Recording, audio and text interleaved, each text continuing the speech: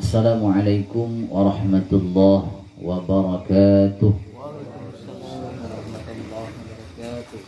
Alhamdulillah, alhamdulillahi rabbil alamin. Wa bihi nasta'in ala umurina umurid dunya waddin. Allahumma salli wa sallim wa barik ala sayyidina maulana Muhammadin fil awwalina wal akhirin wa ala alihi wa ashabihi wa man tabi'ahum bi ihsanin ila yaumiddin. Amma ba'd. Hadirin wal hadirat jemaah sekalian rahimakumullah. Senantiasa kita panjatkan puja puji beserta rasa syukur kita kehadirat Allah Subhanahu wa taala yang alhamdulillah sampai malam hari ini kita masih diberi kemudahan oleh Allah, masih diberi cahaya hidayah oleh Allah Subhanahu wa taala untuk kita bisa hadir di agenda rutin kita untuk kemudian berusaha memaksimalkan ketakwaan kita kepada Allah Subhanahu wa taala. Semoga dengan kehadiran kita pada malam hari ini Allah Subhanahu wa taala tambah dan tambah rasa takwa kita padanya. Amin ya rabbal alamin. Kedua kalinya salawat dan salam selalu kita haturkan keharibaan baginda Nabi kita Muhammad sallallahu alaihi wasallam, dan juga tidak lupa kepada para keluarga, para istri, para sahabat, dzurriyyat dan pengikut-pengikut mereka sampai hari kiamat tiba nantinya.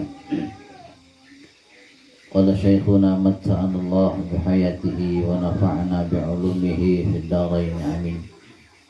Pada malam hari ini kita akan menyambung kajian kita masih di dalam berusaha mengenal Allah lebih dekat lagi lewat namanya yang ke-69 dan ke-70, yaitu Al-Qadir dan Al-Muqtadir. Allah yang Maha Kuasa dan Allah yang lebih bersengatan Maha Kuasa. Buah keimanan kita kepada Allah Subhanahu wa ta'ala, kepada Allah yang Maha Kuasa dan Allah yang lebih bersengatan Maha Kuasa, itu menuntut kita untuk berkuasa dengan menguasai atau mengalahkan nafsu yang mengajak kita kepada kejahatan. Terakhir kemarin, agar supaya kita bisa mendapatkan nafsu yang mutmainnah, nafsu yang mantap di dalam ketaatan kepada Allah Subhanahu wa ta'ala, maka kita harus mengadakan latihan-latihan yang sungguh-sungguh agar supaya tercapai tujuan kita, yang mana diri kita ataupun nafsu kita menjadi nafsu yang mutmainnah, yang mantap di dalam berbuat taat kepada Allah, yang mantap di dalam memposisikan diri sebagai hamba Allah Subhanahu wa ta'ala. Dan ada 4 macam yang mesti kita kerjakan kemarin. Kata beliau, pertama mengurangi makan, yang kedua mengurangi tidur, yang ketiga mengurangi bicara, yang keempat menyandang gangguan orang lain. Yang pertama kemarin kata beliau, kenapa kita disuruh untuk mengurangi atau menyedikiti makanan. Kita mengontrol di dalam makanan kita ataupun minuman kita. Banyak hikmah yang terkandung ketika kita bisa mengontrol makanan kita. Nah, di antaranya kemarin kata beliau, yang pertama hati kita menjadi bersih, bisa membersihkan hati. Yang kedua, hati kita menjadi lembut. mudah tersentuh apabila mendengar ancaman Allah, mudah menangis apabila ingat kesalahan dan dosa. Yang ketiga kemarin, di antara hikmahnya kenapa kita disuruh untuk mengontrol makanan, agar menghilangkan kesombongan yang ada di dalam diri kita. Orang yang sombong apabila dia mau melatih dirinya dengan lapar, insya Allah kesombongannya akan hilang. Mari yang ketiga kan. Nomor DP mari. Keempat. No?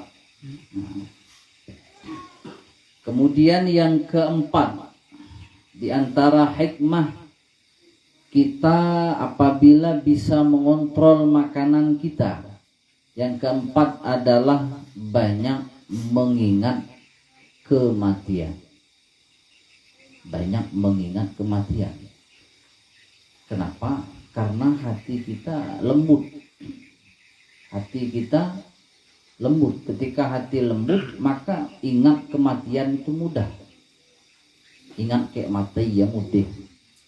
Tapi kalau hati kita keras, ya, lah nuai ge makan, maka akan menimbulkan keras hati. Akan menimbulkan keras hati. Sebagaimana yang dikatakan oleh Al-Imam Bishr Al-Hafi. Bishr Al-Hafi kata beliau, al-ju' yusaffil fuad. Rasa lapar itu akan membersihkan hati. Wa yurisul ilmad daqiq, dan akan mengundang, mewaris ilmu yang amat sangat dalam. Nah, itu kata Imam Al-Bishr Al-Hafi. Artinya sebaliknya, ya, kenyang itu akan mengotorkan hati. Akan mengotorkan hati dan akan mendinding kita daripada yang namanya ilmu. Lambat masuk. Lambat masuk. Makanya guru kita Ustadz Muhammad Salman, beliau memberikan arahan. Apa kata beliau? Asa kita giziarah. Asa kita giziarah ke kubur-kubur wali-wali Allah Subhanahu wa ta'ala. Usahakan sebelum ziarah itu jangan terlalu kenyang. Jangan terlalu kenyang. Usahakan agak ada lapar sedikit-sedikit ya. Jangan kebengkit baru ziarah. Apa halnya ketika kita makan banyak, ketika kita ziarah, maka rahasia ziarah itu pacak kita dapatkan. Santapan rohani yang melalui yang lewat ziarah ke kubur para wali itu depet. Depet gerjetnya depet. Itu kata beliau. Itu salah satu adab kita ziarah, kosongkan perut kita dulu. Samalah nak belajar nih, bagus ya, kosongkan perut kita dulu. Ya. Artinya jangan terlalu kenyang, jangan terlalu lapar lagi ulah. Nah, sedang-sedang. Itu adab kita memperoleh sesuatu yang mahal dari Allah Subhanahu wa ta'ala, pemberian. Jadi Allah merek hidayah, Allah merek pertolongan, Allah merek taufiknya kepada kita itu melalui hati-hati yang bersih. Melalui hati-hati yang bersih. Kalau hati kita kotor, ya, singkul oleh yang namanya banyak agak makan tadi ya, maka susah untuk mendapatkan itu semua. Ngerweh, ngerajin pemakan. Nah, jadi tempat ilmu tadi dia lah mal depet. Mal depet. Jadi orang-orang yang pacak ngontrol pemakannya, maka dia akan mudah ingat mati.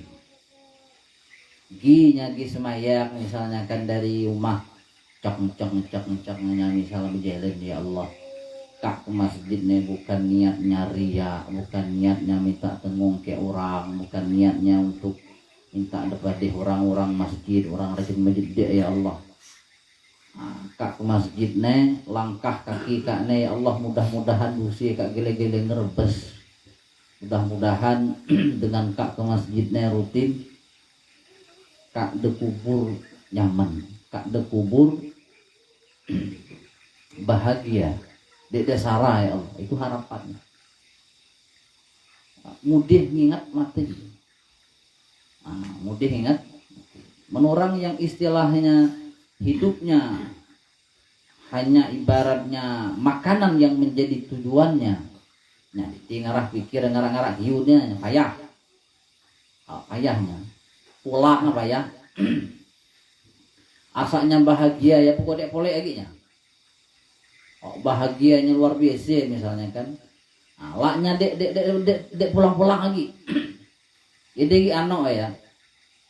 Apa punya tampil lah. Men kita kalau kita mengerti artinya men kita paham ya bahagia kita. Cuma jangan terlalu lupa ibaratkan ya. Sehingga bahagia kita tadi lupa kayak mati misalnya kan. Lupa kayak dosa saking bahagianya. Nah yang ini. Makanya kita nih kadang-kadang salah mengekspresikan bahagia. Bahagia berjoget-joget segala macam. Kan bahagia dia. Tapi cuma terlalu bahagia sehingga lupa mengekspresikan bahagia tadi lah liwat betes sehingga bukan nimbul pahala, nimbul dosa. Nimbul dosa. Itu jadi masalah. Sehingga payah untuk mengingat kematian. Apa hal? Ya tadi hati tadi keras.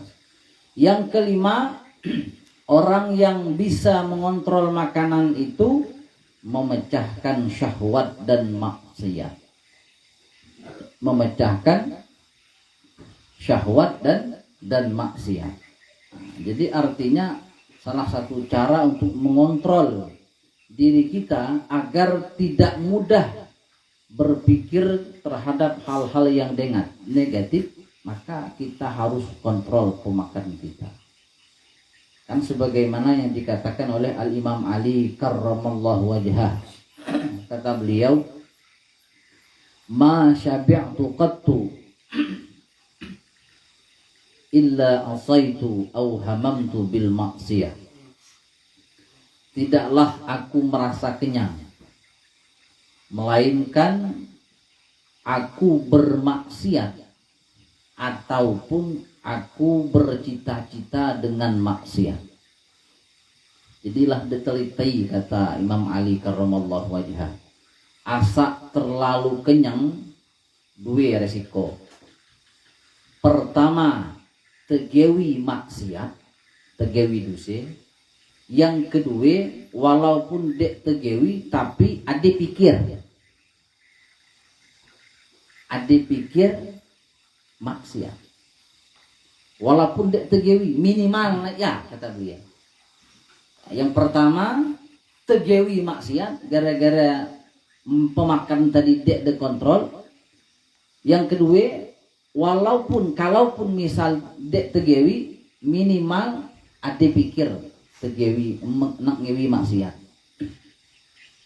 Itulah lah ke anok kata Imam Ali, lah ke teliti lah.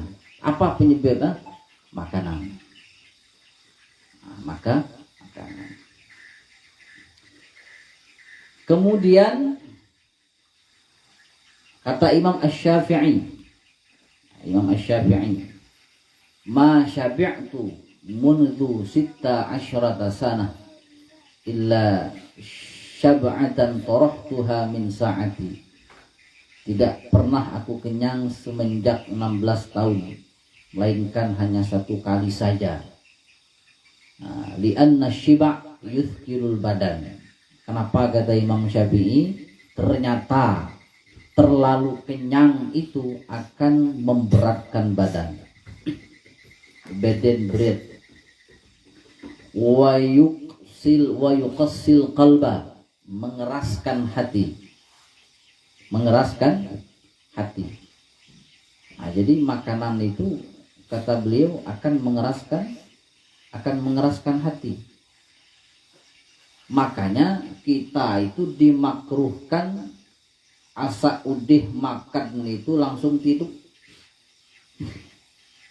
Nah, dimakruhkan.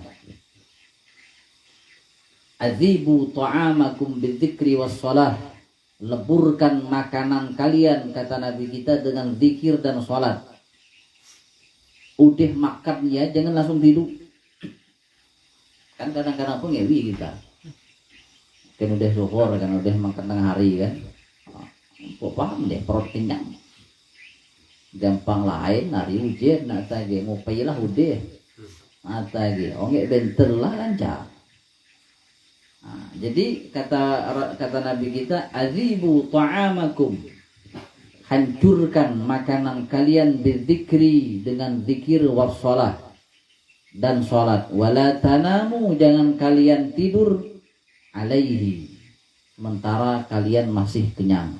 Fataksu qulubukum, kata Nabi kita, maka akan keras hati kalian. Makruh jadi kalau kita udah makan langsung tidur. Paling dia kita tunggu. Kalau pacak ibaratnya sholat sunnah misalkan sholat sunnah, atau minimal berzikir, tasbih ataupun sholawat ya. Wa qallu dzalika, kata para ulama, sepaling sedikitnya ayyusalli arba'a raka'atin, udah makan semayang 4 rakaat, au yusabbiha mi'ata tasbihah, atau dia bertasbih 100 kali tasbih, au yaqra'a juz'an minal Qur'an aqiba aklihi, atau dia membaca satu bagian daripada Al-Quran selesai makannya. Nah, paling tidak tasbih 100 kali. Ya, subhanallah, walhamdulillah, wala ilaha illallah, Allah akbar, ataupun salawat kepada Nabi kita, ataupun istighfar, yang jelas zikir lah. Jangan langsung tidur. Maka akan mengeraskan hati. Itu kata Al-Imam Asy-Syafi'i. Wa yuzilul fitnah. Ternyata pemakanan itu akan menghilangkan kepintaran. IQ kita menurun kalau terlalu banyak ejak makan. Kepintaran kita menurun. Mal depet biasa kita ayalah kurang lebih. Wa yajlibun naum, dan kata Imam Syafi'i, banyak makan itu akan menarik tidur. Udah ya mula pantau. Wa yud'ifu sahibahu 'anil ibadah, dan melemahkan orang yang melakukannya daripada ibadah.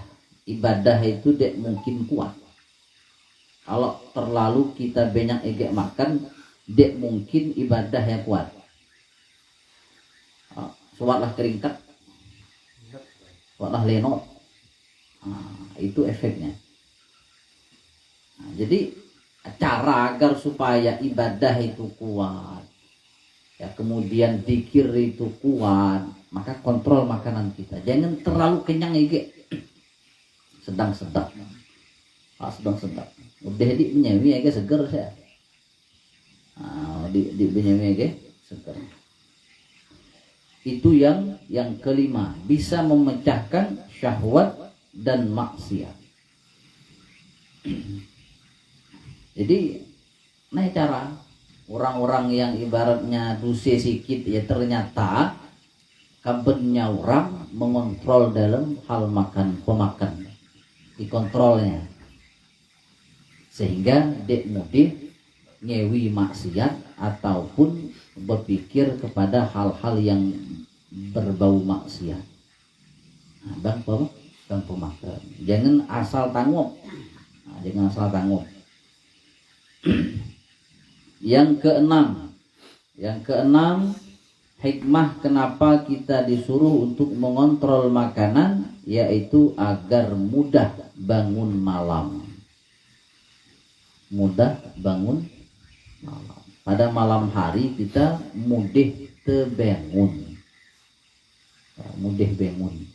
Artinya semayang tahajud dia misal, atau minimal kelas-kelas kita semayang subuh tepat waktu lah. Mungkin kalau tahajud ibaratnya kalau tinggi kelasnya kan, kelas kita kita ngambil rendah bila minimal ya, minimal kita sembahyang subuh itu tepat waktu. Nah, sembahyang subuh tepat waktu, mudah bangun malam. Kalau memang kita memang renyek nang tahajud, minimal 2 rakaat jadilah. Udah ya tidur ulah. Memang kalau orang ingin mendapatkan nilai lebih di mata Allah Subhanahu wa taala, tahajud itu adalah sebuah keharusan. Kalau kita kerinah biasa kita ya. Kalau kita kerinah wali-wali besar ya memang dek suah ninggal tahajud. Orang-orang yang jadi wali besar ya.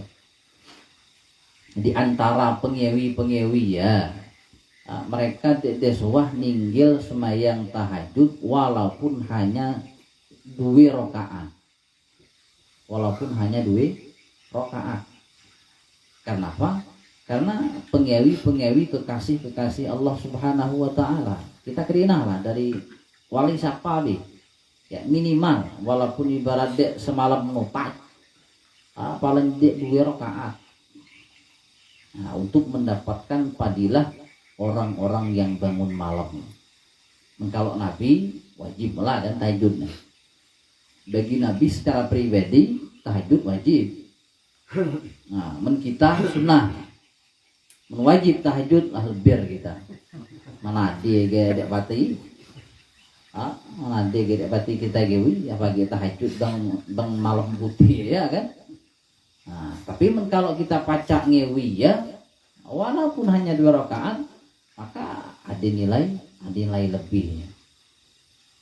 Orang-orang yang Allah tahu kayak lebih ya berebut orang ngewi ya. Namanya tahu bunyi ya. Tahu fadilah. Nah ya, dan mereka berusaha untuk agar macam mana pacak ngewi ya.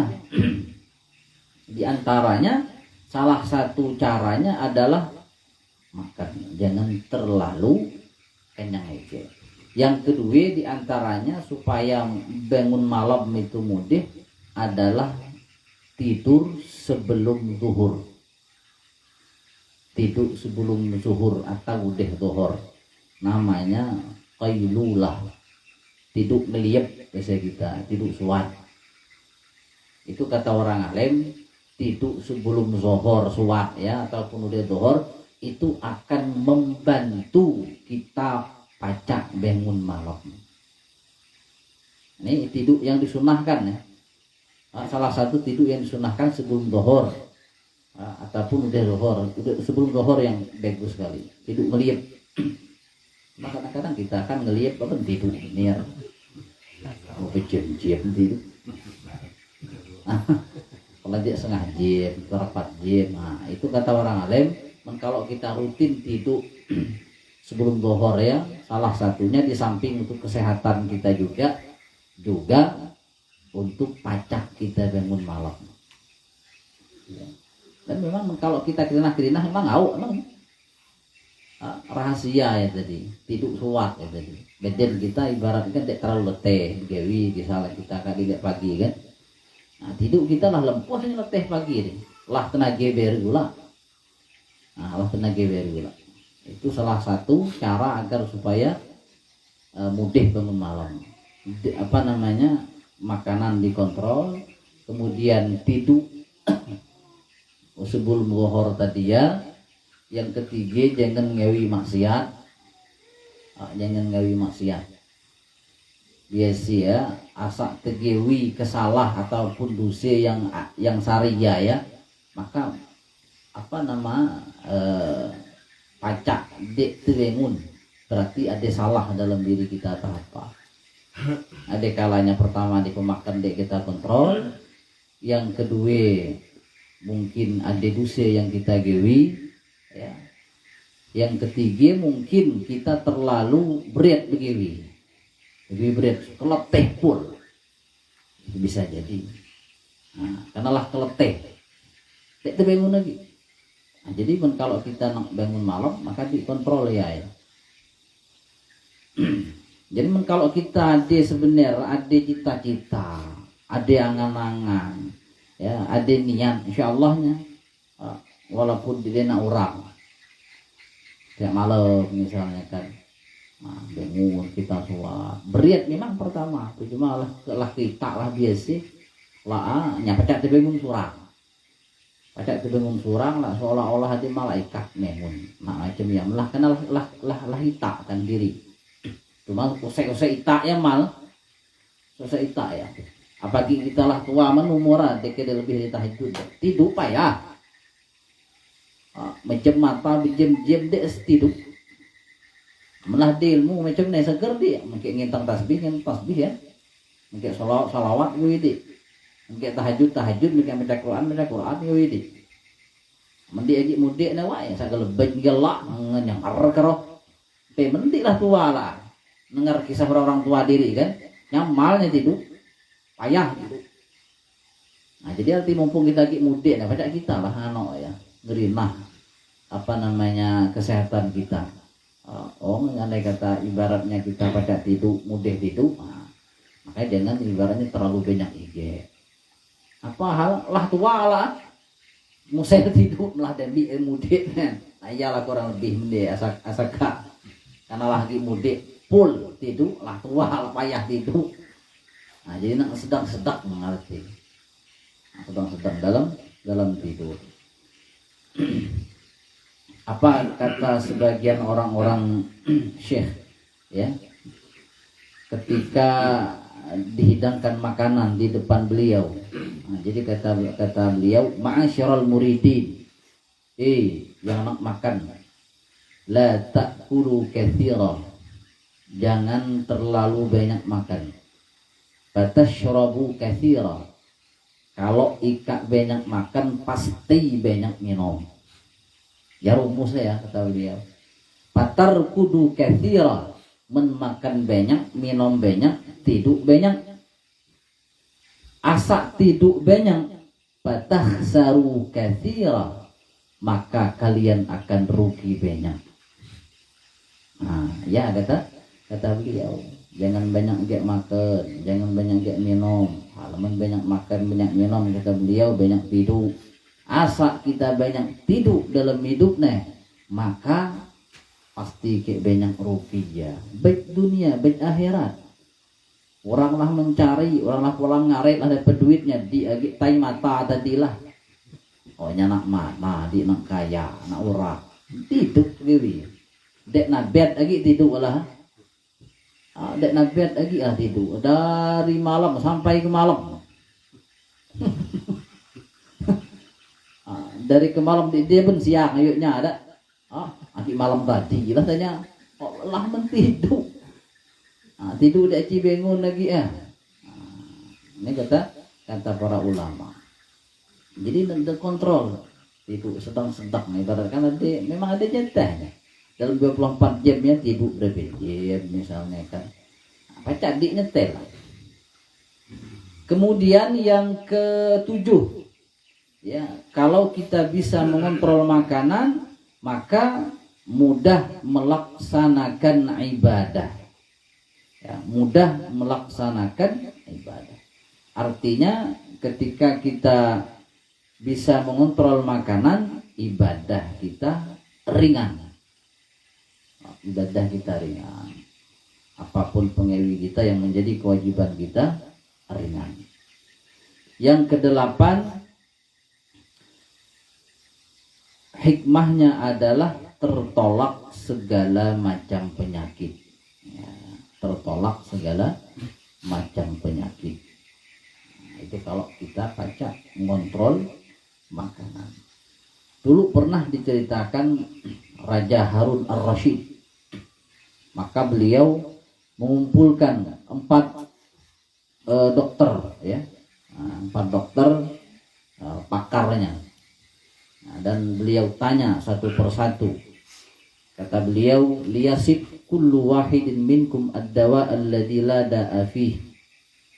Maka kalian harus memberikan komentar tentang obat yang tidak ada penyakit padanya. Ya, obat yang tidak ada penyakit padanya. Ubiat tolen. fawasafa kullu wahidin naw'an muayyanan hatta qala as-Sawadi wa kana a'lamahum. Jadi salah satu di antara mereka ada yang berkomentar dan ini yang paling pakar. Kata beliau, ad-dawa'ul ladzi la da'a ma'ahu 'indi. Obat yang tidak ada penyakit menurutku, kata beliau, alla ta'kulat ta'am, jangan engkau makan hatta tashtahiyahu, sampai engkau merasa ingin memakannya. Artinya lahadi asa lapar.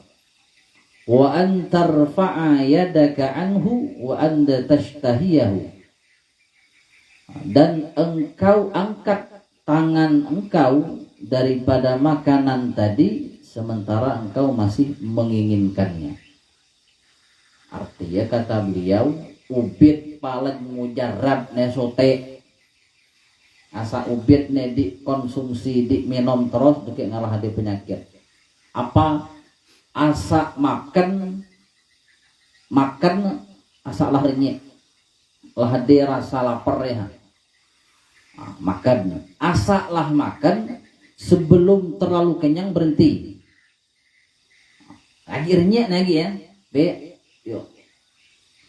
Akhirnya lagi makan.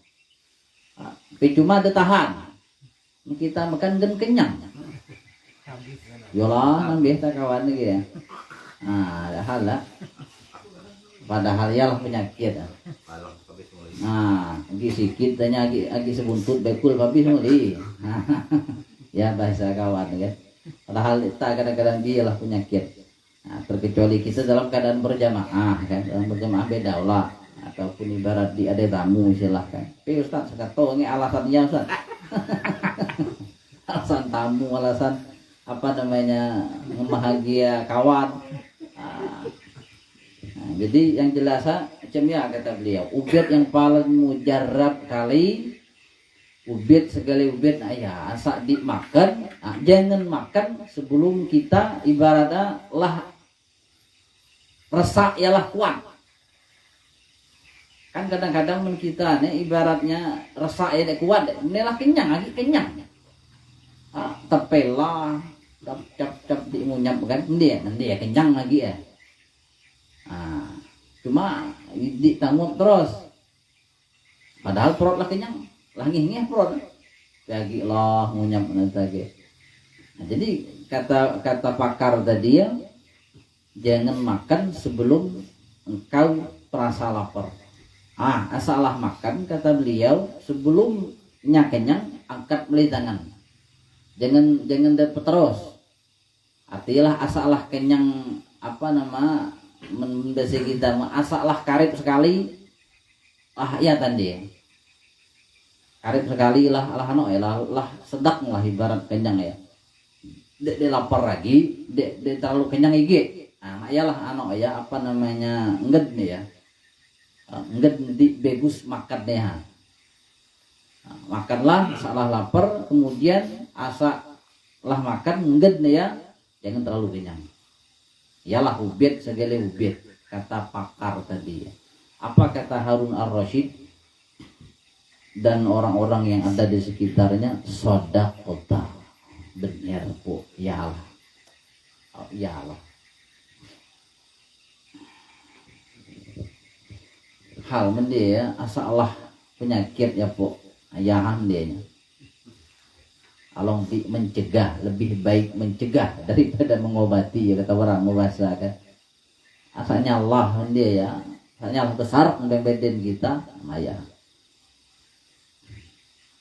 Jadi bagus ya, mengkata para ulama-ulama kita, dek kawa penyakit dari pemakan tadi ke beden kita ada penetral.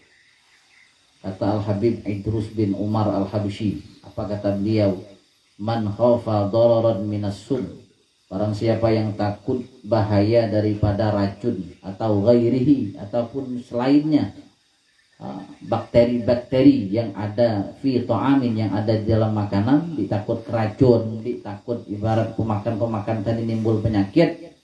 falyaqra, maka hendaklah baca liila fi Quraisyin. Ayat surah anak ayat Al-Quraisy, liila fi Quraisyin sampai wa amanahum min khauf, sampai habis 7 kali sebelum makan. Itu penetralisirnya. BC, jangan keburu, jangan cepat-cepat dikit. Besok tangan BC lu. Ila fi Quraisyin ila fi rihlatasy syita'i was-sayf falyabudu rabb hadzal bait alladzi at'amahum min ju' wa amanahum min khauf. Tipak makan. Kemudian tipak kita berjalan baguslah ya. Cuma kalau tipak berjalan 5 kali dibaca. Ila fi Quraisyin ya. Akan Allah jaga daripada segala yang membahayakan dan yang kita takuti. Kalau ibarat mendik penata nenak ya BC, jangan lupa baca ila fi Quraisyin ya. Mana yang hobi nata ya kan? Jangan lupa baca ila fi Quraisyin 5 kali. Digalak keluar rumah ya. Insyaallah akan diamankan dari segala hal yang ditakuti, baik dari manusia, ya, binatang, jin dan lain sebagainya. Kalau kita takut keracun tadi ataupun kemudian penyakit yang ditimbulkan dari makanan tadi, BC 7 kali. 7 kali. Jadi artinya ketika kita makan kenyang dapet, maca Quran dapet, pahala dapet, double dapetnya. Kalau kita BC macam ni, kadang-kadang kenyang ibarat tadi membahayakan, kenyang tadi tidak memberikan manfaat. Kalau kita baca macam ni, insya Allah makanan yang kita makan akan bermanfaat, akan berguna untuk kelangsungan ibadah kita kepada Allah Subhanahu wa Ta'ala. Kemudian yang ke-9, hikmah kenapa kita disuruh untuk mengontrol makanan, enteng biaya, tidak boros dan mudah wara. Enteng biaya, bukan enteng buaya, biaya. Ekonomis seperti tidak barak saya kita kan. Meneh sekilo misalnya kali habis, otak lah Melayu lah sih. Barak dari kita boros, mubazir. Yang ke-10 ya, ke-10 orang yang bisa mengontrol makanan bisa menjadi orang-orang yang pemurah, karena banyak lebih ya baca beri ke orang. Nah ya, kawan misal lagi enak ada pikir nih, karena dek pasti nak mana hal perut agak kenyang nih, kawannya ibaratnya tangki besi.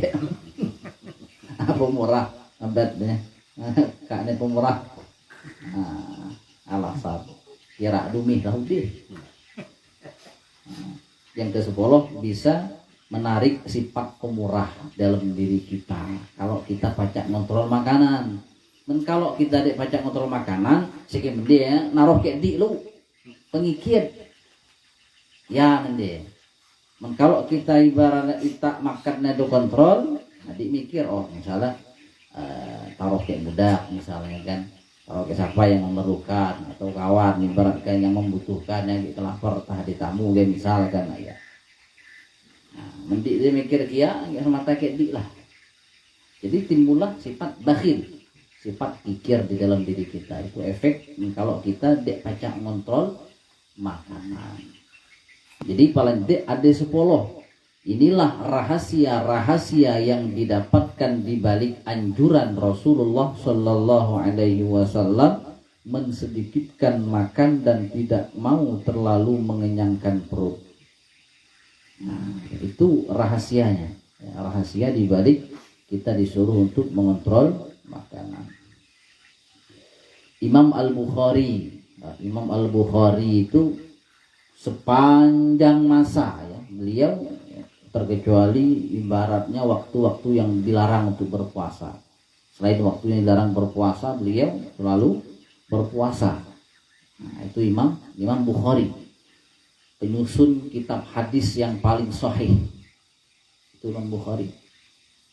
Kenapa? Pinternya luar biasa. Ya tadi hobinya puasa. Kalau kita kan hobi makan. mereka hobinya puasa, wajar, artinya kepintarannya ibaratnya di atas rata-rata, di atas rata-rata. Begitu juga Imam Al-Auza'i, mazhab Syafi'i juga ya, Imam Al-Auza'i nah, pakar fikih Imam Auza'i rahimahullah, beliau yadkhulul khala kullu syahr marrah, sebulan sekali masuk WC itu hanya 1 kali. Kita ngemayang kita sepagi WC bejelet kita nih ada ke jadi membendin ke orang lah di perabot nata ke WC bejelet soalnya WC nata ke Allahu Akbar. Nah, itu kalau kita ngisah kehidupan orang lain di dalam ibaratnya saking mengontrol makanan, ibaratnya dek penuh perut ya, sehingga ke WC pun dek gelo. Nah, ke WC pun dek gelo. Tapi setidaknya kelas-kelas kita ini paling dek ya, walaupun dek orang istilahnya kan pacar. Mengontrol makanan, jangan sampai terlalu kenyang ibaratkan, walaupun ibarat agak galak lah dari kebennya orang, maka setidaknya nak kata tadi ya, kita bisa mengontrol makanan jangan terlalu berlebihan. Insya Allah kalau kita ibaratnya sedikit demi sedikit kita minta, maka hati kita bisa menjadi jernih dan bersih. La tumitul qalba bit-ta'am ya. Terakhir hadis Nabi kita katakan la tumitul qalba bit-ta'am wasyarab. Jangan kalian matikan hati kalian dengan makanan dan minuman. Fa innal qalba, hati itu perumpamaannya kazar'i, seperti tanaman kita. Yamutu idza kathura alaihi alma. Tanaman itu kalau kerendam air lucu, banyak lagi air. Padi ya menua kayak ngendem begitu bejelah kan, walaupunnya padi sawah lah nua kayak ngerendam mah jagung bang air lucu lah, rok bang air lucu lah kayak gitu. Nah ialah gambaran dia ya, segede petanam kita ya, atai kita nak ialah asak banyak egek makan, asak banyak egek minum, mati hati kita. Nak kita bertanam ya lah, mending sampai kita lahnya jasmani kita lah perumpamaan ya kan. Nah, cuma kadang-kadang kita ditengerinah ke arah-arah ya. Jadi oleh karenanya dengan kajian-kajian seperti ini ya, maka bisa mudah-mudahan artinya menggerakkan, membuka mata hati kita sehingga kita menyadari betapa berbahayanya makanan-makanan ataupun minuman-minuman yang kemudian kalau tidak kita kontrol. Disitulah sumbernya penyakit, baik penyakit jasmani ataupun penyakit rohani. Kemudian selanjutnya yang kedua, mengurangi tidur. Nah, ini kalau kita nak sumut ma'inah tadi cerita ya kan, kalau kita memang nak mateh umat, empat macamnya nak kita. Yang pertama bidang pemakan. Mudah-mudahan apa yang kita pelajari walaupun sedikit dan sebentar ada manfaatnya bagi kita semua, sehingga dengan barokah ilmu yang kita dengarkan, barokah ilmu yang kita pelajari, mudah-mudahan bisa menyadarkan kita semua, dan mudah-mudahan Allah Subhanahu wa ta'ala menjaga kita semua daripada makanan, minuman yang haram, dan mudah-mudahan dengan ilmu yang barokah ini Allah jaga kita daripada mengkonsumsi makanan minuman secara berlebihan. Ya, amin ya rabbal alamin. Ila hadratin Nabi Muhammad sallallahu alaihi wasallam. Al-Fatihah. Bismillahirrahmanirrahim. Alhamdulillah rabbil alamin. Arrahmanirrahim. Maliki yaumiddin.